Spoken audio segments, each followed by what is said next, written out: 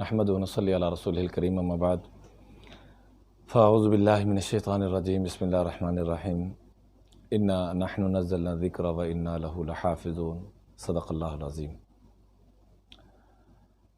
آج سے میرے انتہائی قابل احترام مولانا محمد طیب جامی صاحب کے حکم سے کچھ گزارشات اپنے ساتھیوں سے اور اپنے بزرگوں سے عرض کرنا چاہوں گا۔ سب سے پہلی چیز جس کا قرآن پاک میں اللہ تعالیٰ نے ذکر فرمایا علماء کے لیے خشیت الہی۔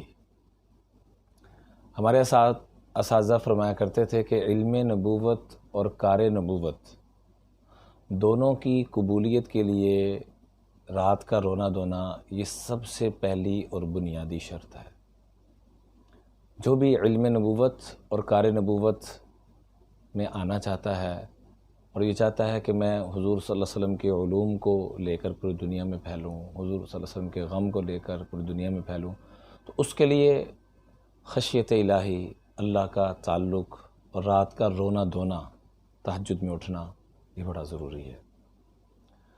اور دوسرے نمبر پہ ہمارے جو اساتذہ ہیں ان سے ہمارا تعلق، جس انسان کا اساتذہ سے کنیکشن نہیں ہے، اللہ کی قسم وہ جتنا مرضی بڑا عالم بن جائے اس کا فیض عام نہیں ہوگا، جتنی مرضی اس کے پاس نسبتیں ہو جائیں، با ادب با نصیب، بے ادب بے نصیب۔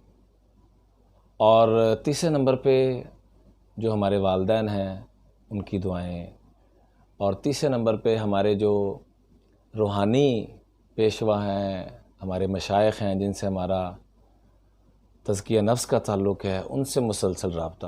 جب تک ہمارے پاس روحانیت مکمل نہیں، باتوں سے باتیں پھیلیں گی، حال سے حال پھیلتا ہے، قال سے قال۔ اگر باتیں ہوں گی تو باتیں ہی منتقل ہوں گی، اور اگر اندر کا حال میرا ٹھیک ہوگا، ہمارے استاد محترم مولانا نذر الرحمان صاحب دامت برکاتہم العالیہ اکثر فرماتے ہیں کہ نشانہ دل پر ہو، نشانہ دل پر ہو، جب بھی گفتگو کریں اولاً اوصی نفسی بتقوی اللہ ثم ایاکم، تو سب سے پہلے اپنی ذات کو نشانہ بنانا ہے۔ جیسے تیر چلایا جاتا ہے تو ایک نشانہ اپنی جگہ پر لگ جائے تو معاملہ ٹھیک ہو جاتا ہے، اور اگر ٹارگٹ پر نہ ہو تو ہزاروں تیر چلاتے رہیں تو معاملہ حل نہیں ہوتا۔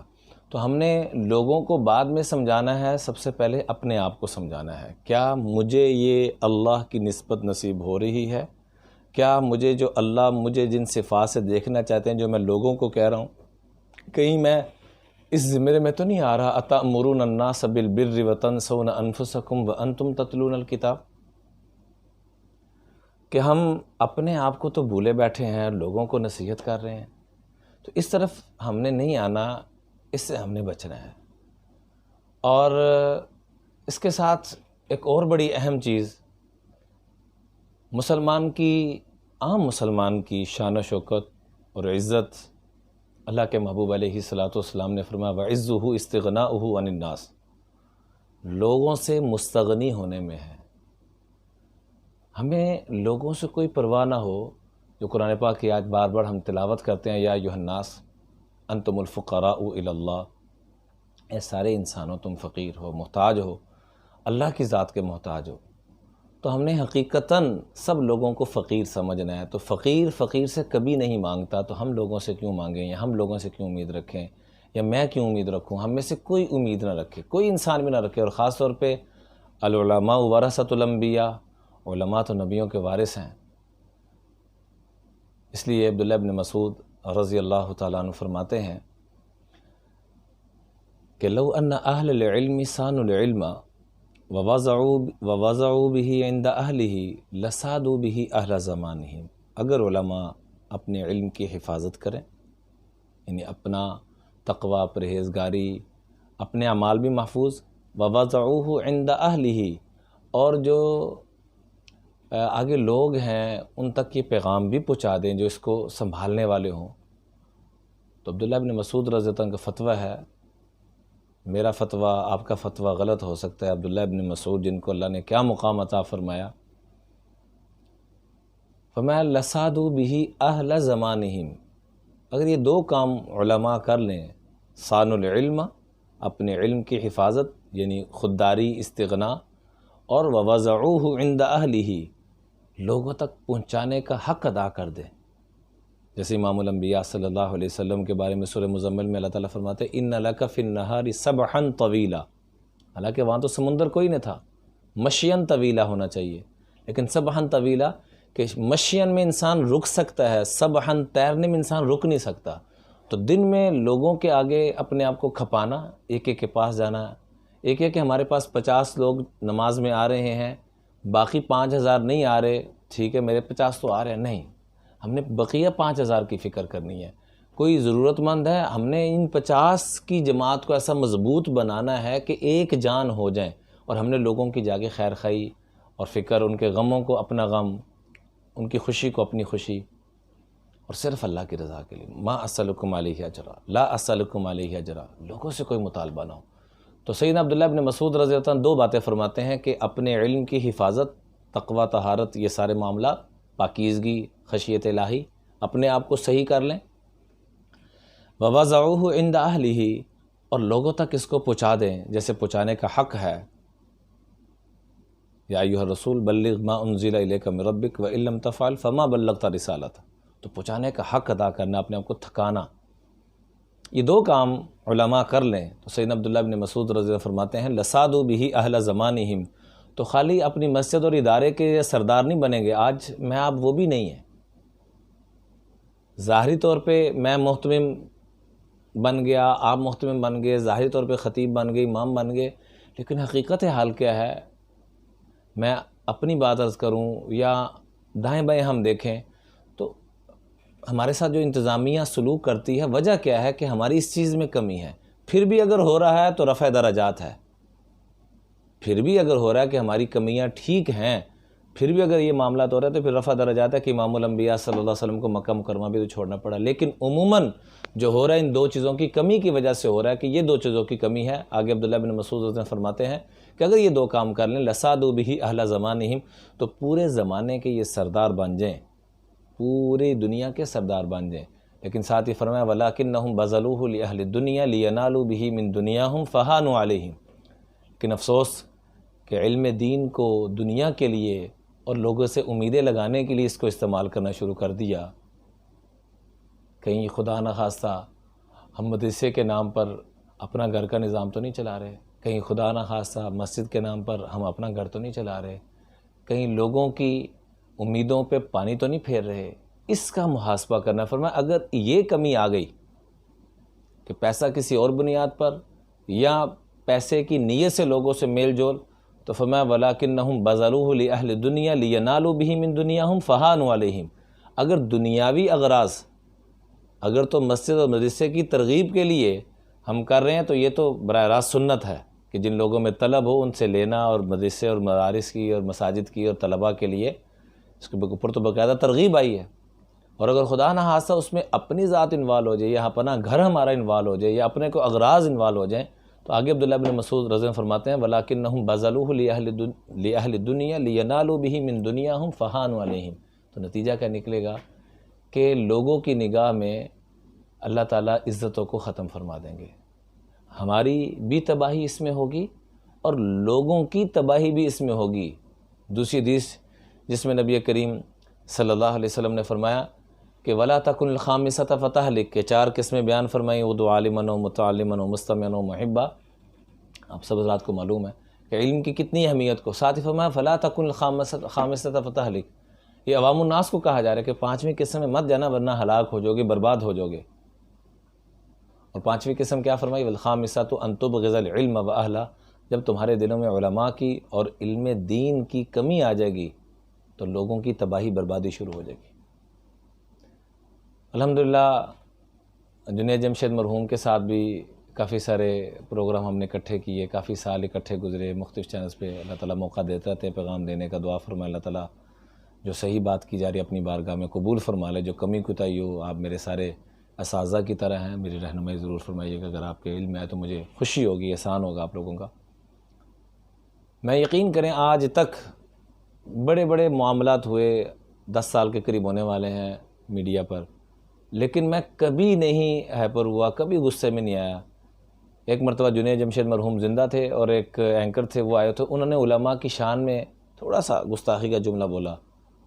پھر میں نے نہیں دیکھا کہ لائیو پروگرام ہے کیا ہے، جو میرے سے ہو سکا پھر میں نے کیا. تو سارے پریشان ہو گئے، آپ نے تو کبھی غصہ کیا ہی نہیں. میں نے کہا اس موقع پہ میرے ماں باپ بھی علماء اکرام پہ قربان، ہمارے یہ سروں کے تاج ہیں. تو گزارش یہ ہے کہ کہیں ہماری وجہ سے لوگ بدتمیزی پہ تو نہیں اتر رہے.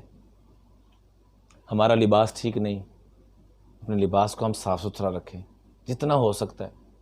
پرانا ہونا کوئی دکھ کی بات ہے، صاف ستھرا رکھیں، اپنے چہرے کی وضع قطع خوبصورت رکھیں، اپنی پگڑی کو صاف ستھرا رکھیں، اپنے دانتوں کو صاف ستھرا رکھیں. ان چیزوں سے بڑا فرق پڑتا ہے. خطابت اس کے بعد جا کے شروع ہوگی. یہ چیزیں بنیاد ہیں، اگر یہ چیزیں ہیں تو ہم ہیں، یہ بنیاد ہی نہیں ہے تو آگے کیا اثر پڑے گا. اور اس کے ساتھ ہی میں گزارش کروں گا کہ اپنا کاروبار، اپنی تجارت کچھ نہ کچھ ضرور کریں. صحابہ کرام سے بڑھ کر کائنات میں کون مبلغ، کون خطیب ہوگا، کون بڑا ہوگا. اب صحابہ کرام تجارت کیا کرتے تھے تو عشرہ مبشرہ تجارت کیا کرتے تھے. ہمیں کچھ نہ کچھ اپنا کاروبار ضرور کرنا چاہیے اور اللہ سے مانگیں کہ ہم مدارس کو دینے والے بنیں، لینے والے نہ بنیں. اللہ سے مانگنے سے تعلق رکھتا ہے. جتنا مانگیں گے انا عند ظن عبدی بھی، جیسا اللہ تعالیٰ فرماتے ہیں گمان رکھو گے ویسا معاملہ کروں گا. تو اپنا بزنس، اپنا کاروبار ہو، اور جو مدارس میں مدد ہو سکے، معاونت ہو سکے، وہ ہمارے کاروبار کے ذریعے سے. ان مدارس کو ہم نے اور اوپر لے کے جانا ہے. ہم ذریعہ بنیں. ہم لوگوں سے کیوں امیدیں کریں؟ ہم سب سے پہلے ہمیں ثواب کی امید، ہمیں جو ہے وہ یہ سعادت لینے کی ضرورت ہے. اب رہ گیا معاملہ، میں ایک طالب علم ہونے کے ناطے سے جو یہاں پر آ کے کچھ سیکھا، کو تھوڑا بہت اساتذہ کے قدموں میں، تو سب سے پہلی بات یہ کہ بات ہم نے وہ کرنی ہے جس سے جو لوگوں کو سمجھ آئے. ہم نے ساری صرف، نحو، فصاحت، بلاغت، تفسیر، حدیث، فقہ، منطق سب کچھ بیان کر دیا اور لوگوں کے اوپر سے گزرتی جا رہی ہے، تو اس خطابت کا کوئی فائدہ نہیں. جتنا آسان اور عام فہم مثال دے کر ہم بات کو کریں گے اتنا لوگوں کے ذہن نشین ہوگی. لوگوں کو علمی فائدہ، عملی فائدہ اور اخلاقی فائدہ، یہ تین فائدے جس گفتگو سے ہوں گے وہ خطابت پتہ نہیں کہاں سے کہاں چلی جائے گی. اور اگر لوگوں کے علم میں اضافہ نہیں ہو رہا، وہ جیسے ایک آدمی حکیم صاحب کے پاس گیا اور جا کے کہنے لگا حکیم صاحب خمیرہ گاؤ زبان ہے؟ تو حکیم صاحب نے کہا نہیں، خمیرہ گاؤ زبان نہیں ہے. ایک دوسرا آدمی ہے، اس نے کہا حکیم صاحب خمیرہ گاؤ زبان ہے؟ انہوں نے کہا جی ہے. کہا جی اس کو دے رہے ہیں، مجھے کیوں نہیں دے رہے؟ تو مسکراتے ہوئے حکیم صاحب کہنے کہ ہے مگر اتنا گاڑا نہیں ہے. پنجابی کہنے ہے بڑا ایڈا گاڑا نہیں ہے. تو ہم اتنی گاڑی فصاحت بلاغت والی خطابت نہ کریں کہ لوگوں کو سمجھ ہی نہ آئے کہ ہو کیا رہا ہے، بلکہ اپنے آپ کو ہم نیچے لاتے ہو کہ عام بندے کو، ایک مزدوری کرنے والا، اس کو بھی سمجھ آئے اور وزیر اعظم کو بھی سمجھ آئے، صدر پاکستان کو بھی سمجھ آئے، اور جو بھی اوپر سے اوپر درجے والا آدمی ہو اس کو بھی سمجھ آئے، اور عام سے عام آدمی کو بھی سمجھ آئے. بالکل سادہ انداز میں اس کو پیش کرنا. البتہ اللہ توفیق عطا فرمائے تو قرآن پاک کی آیت پڑھ کے اس کا ترجمہ، اس کے اپنے اثرات ہیں. جو بات کریں سب سے پہلے ہم قرآن پاک سے دیکھیں، سب سے پہلے قرآن پاک سے دیکھیں، اور اس کے بعد ہم احادیث مبارکہ، سیرت مبارکہ میں اس کے کیا واقعات، حیات و صحابہ سے دیکھیں، اولیاء کے واقعات سے دیکھیں.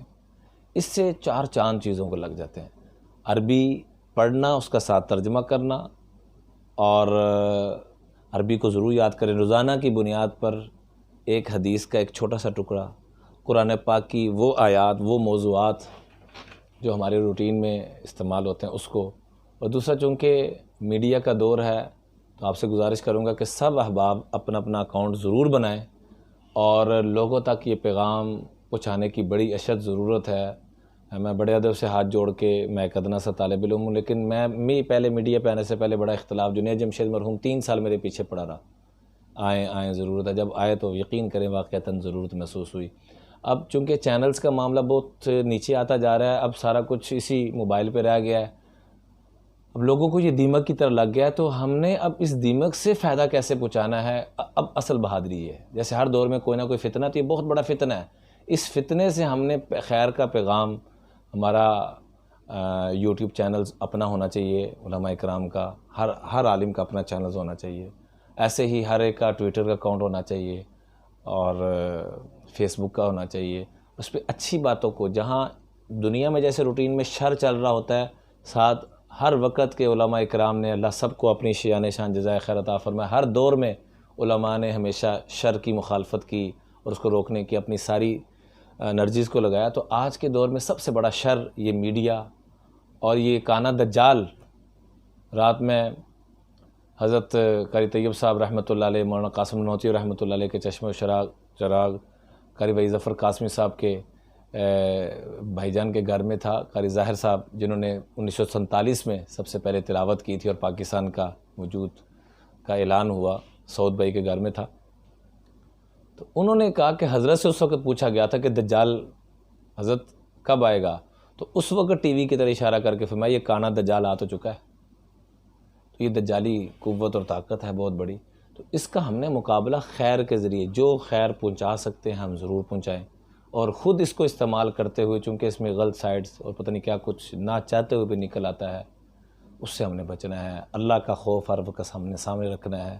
اور کوئی دیکھے، جیسے کیمرے کے آنکھ دیکھ رہے ہو تو کتنے محتاط گفتگو کرتے ہیں، چھوٹا بچہ دیکھ رہا ہو کتنی محتاط گفتگو کرتے ہیں، لوگ بیٹھے ہوں کتنی محتاط۔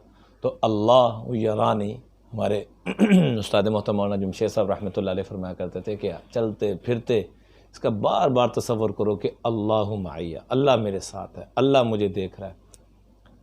اور آخر میں دو وظائف جو میں نے بڑوں سے سیکھے، مولانا سید احمد خان صاحب رحمۃ اللہ علیہ کی خدمت کا مجھے 1993 میں موقع ملا، اور میں نے خود دیکھا کہ سلوکے میں کچھ نہیں تھا، اس میں سے انہوں نے پیسے نکال کے ہمیں دیے۔ میں نے خود دیکھا غسل کرنے کے لیے تشریف لے گئے تو ہم کپڑے دھونے کے لیے جو ان کے تھے استعمال شدہ، تو آ کے کہنے لگے بیٹا یہ صاف ہے، تو اس میں سے نئے نوٹ 100 کے اس وقت نکال کے ہمیں دیے۔ تو ان کی خدمت کا موقع ملا، فرمایا بیٹا یہ ہو سکے تو وظیفہ صبح شام 11 مرتبہ ضرور کرنا، اللہ تعالیٰ ہر چیز میں ترقی دیں گے۔ بالآخر 11 مرتبہ درود پاک، یا علیم یا فتاح یا حفیظ یا نصیر، یا علیم یا فتاح یا حفیظ یا نصیر۔ اور ایسے ہی یا معز 41 مرتبہ مغرب کی نماز کے بعد اللہ تعالیٰ عزت کی چوٹیوں پہ پہنچائیں گے۔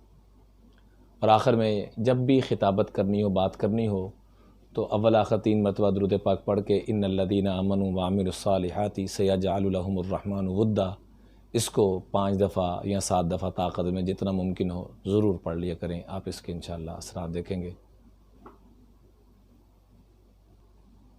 اور میں آخر میں جن اکابرین نے اس کی سرپرستی فرمائی، ہمارے ویسے اکابرین سروں کے تاج ہیں، اور خاص طور پہ حضرت مولانا جامی صاحب کو میں سلام عقیدت پیش کرتا ہوں، اور جو بھی سرپرستی فرما رہے ہیں اور جنہوں نے اس میں شرکت کی، میں سب کو سلام محبت پیش کرتا ہوں اور دعاؤں کی درخواست عرض کرتا ہوں کہ اپنے اس طالب علم بھائی کو بھی دعاؤں میں یاد رکھیے گا۔ انشاءاللہ اللہ تعالیٰ نے جیسے اس نیٹ ورک کے ذریعے میں اکٹھا فرمایا، اللہ سے دعا ہے کہ اللہ تعالیٰ ہم سب کو حرمین شریفین میں بھی اکٹھا فرمائے، اور جنت الفردوس میں بھی اپنے محبوب کے قدموں میں اکٹھا فرمائے۔ اور آپ سے ایک ادنا طالب علم دعاؤں کی درخواست، چونکہ مولانا کا حکم تھا، الامر فوق الادب کے تحت جو گزارشات ایک طالب علم ہونے کے ناطے ذہن میں آئی وہ میں نے عرض کر دی۔ اللہ تعالیٰ سب سے پہلے مجھے عمل کی توفیق عطا فرمائے، آپ لوگوں کی برکت سے اللہ تعالیٰ پوری امت کو عمل کی توفیق عطا فرمائے۔ وآخر دعوانا الحمدللہ۔